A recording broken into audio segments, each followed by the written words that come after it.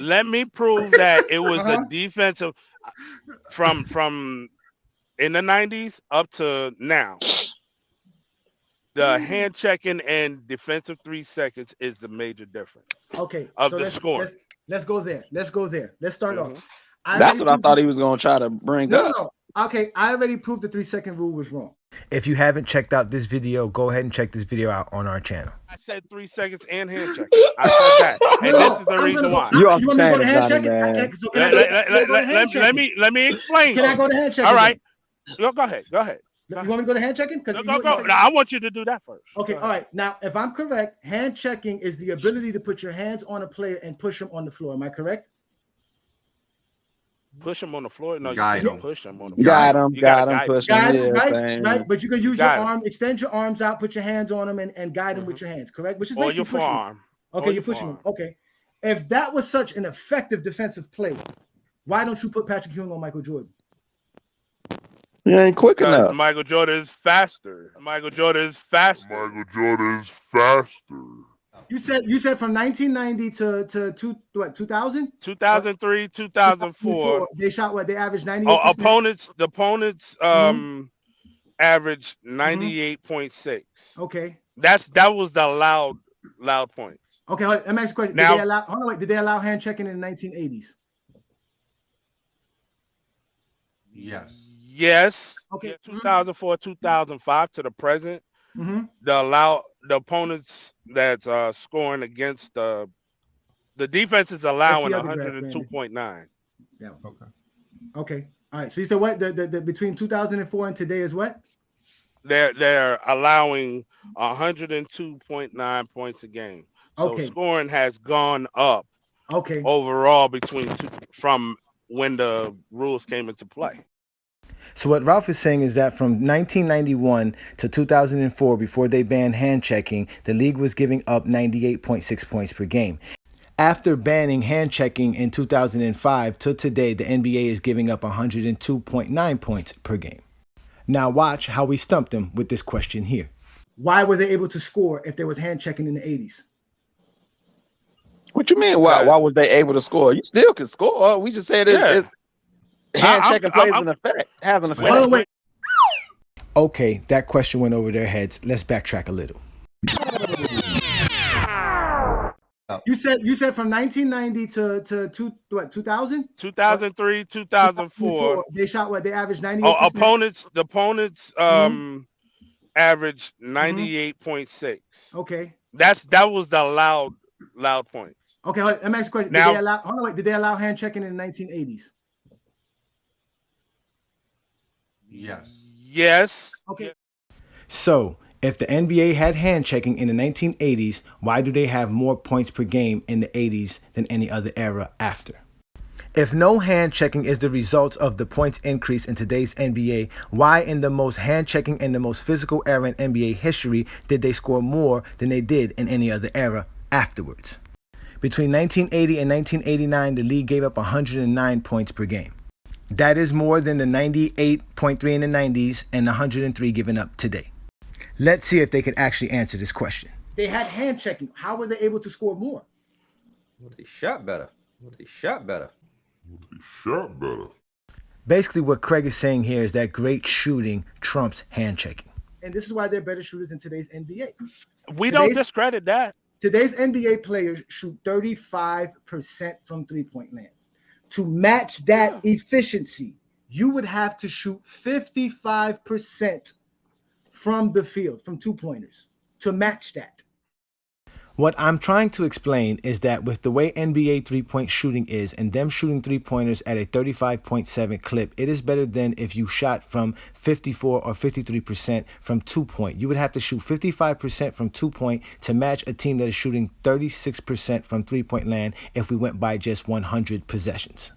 That's all the teams, because they only attempted less than 4 3-pointers in the 80s. I'm looking at field goal percentage. That's what y'all screen say. 2-pointers. He just explained the 3-point percentage, how you have to shoot more.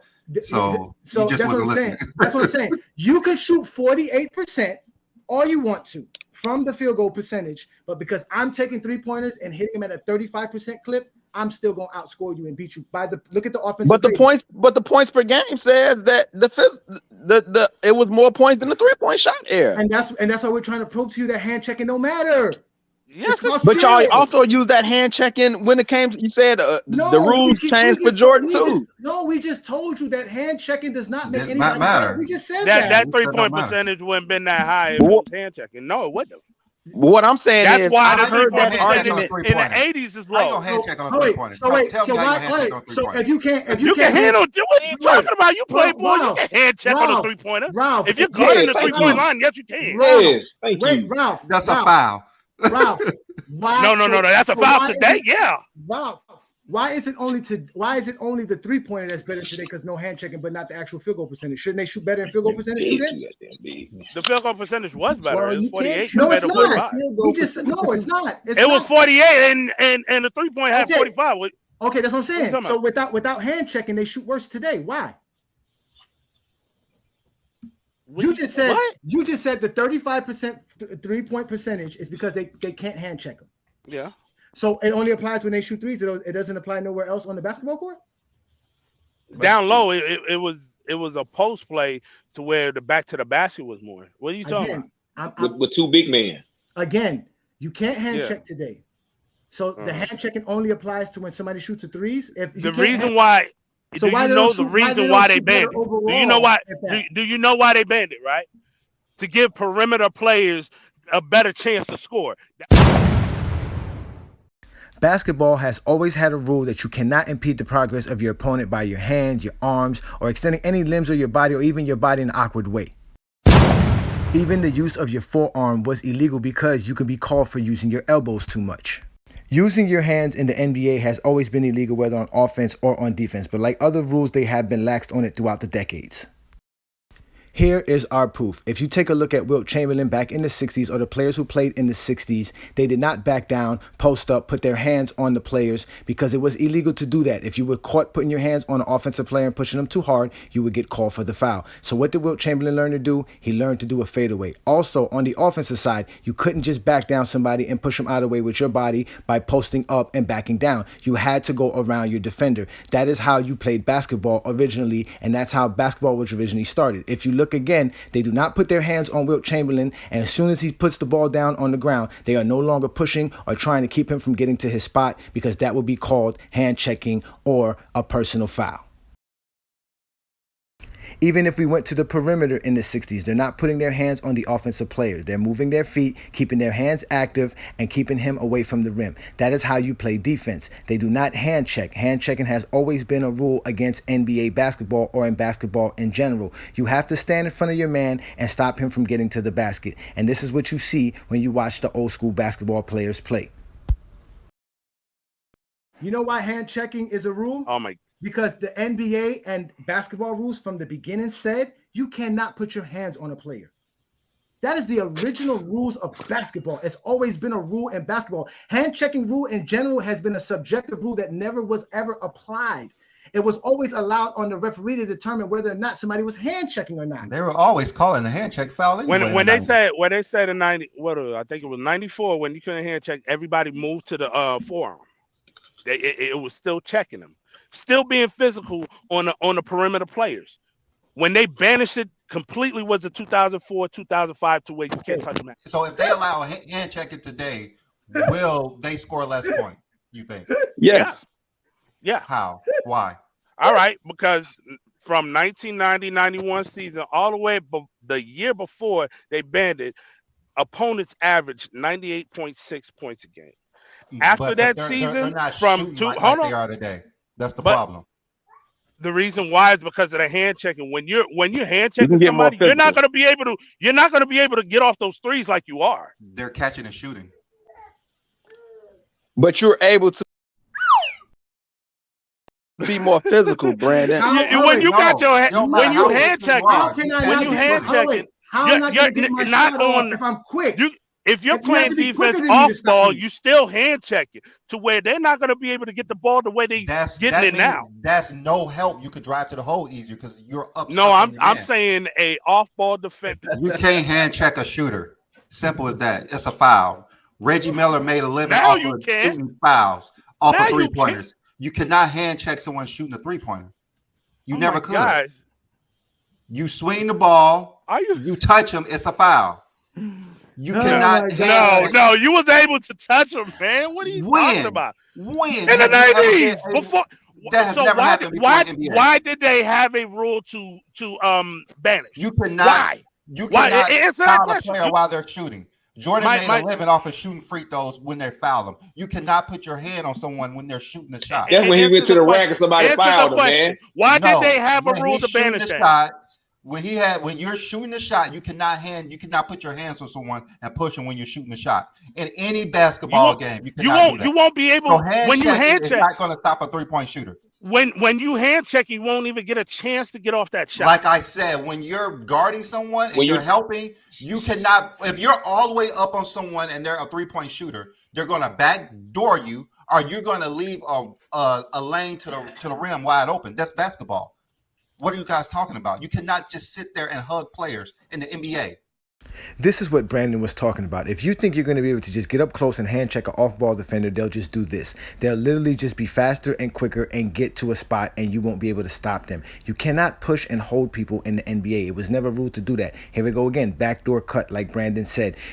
They were not hand checking in the 90s and keeping people from doing this. You just cannot do this. You have to be able to play way better defense in today's NBA because these guys are just quicker and faster. So you have to stay in front of them. If not, they will continually blow by you and do these type of things to you. Because the rule affected perimeter players. Look at the 3-point line. That's perimeter players. Look at it. Completely 3-point area is way higher than the 3-point and physical. So what you're saying is hand checking only affects 3-point shooters and perimeter players. That's it. You can't hand check someone in the post. No, you can't. You can't hand check a shooter. Simple as that. It's a foul. If that's the case, I'm putting Charles Oakley out there and I'm just having him hand check and push Jordan away from all his spots. Again, a Johnny. Nobody said that, a Johnny. Did you not understand it, man? Nobody said that. No, I'm just telling you that if hand checking worked defensively, I can put Charles Oakley on Michael Jordan and just have him push Michael Jordan and put his hands on him and keep him from doing anything. He won't get no Michael Jordan will average more points with Charles Oakley guarding, man. You gotta have some steam. You gotta have some Michael Jordan, man. You're ignoring what I said. Number one, Michael Jordan was quick. Michael Jordan was fast. He could dribble the ball. Let's listen closely. Watch what Trey says here. Number one, Michael Jordan was quick. Michael Jordan was fast. He could dribble the ball.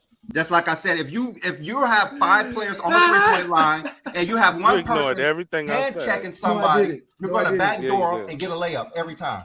Trey, again, this is why I'm the exposer. Trey just actually. That's why you want to be the exposer. Listen, Trey just said he's quicker, he's faster, and can dribble. Because it ain't gonna work with him. It's not gonna work with him. Charles Oakley is not gonna guard Jordan, man. Okay, wait. That doesn't make any sense. Today's NBA is quicker, faster, and can dribble. Two different positions. The league banned it. Matter of fact, the league banned it hand checking in 1978.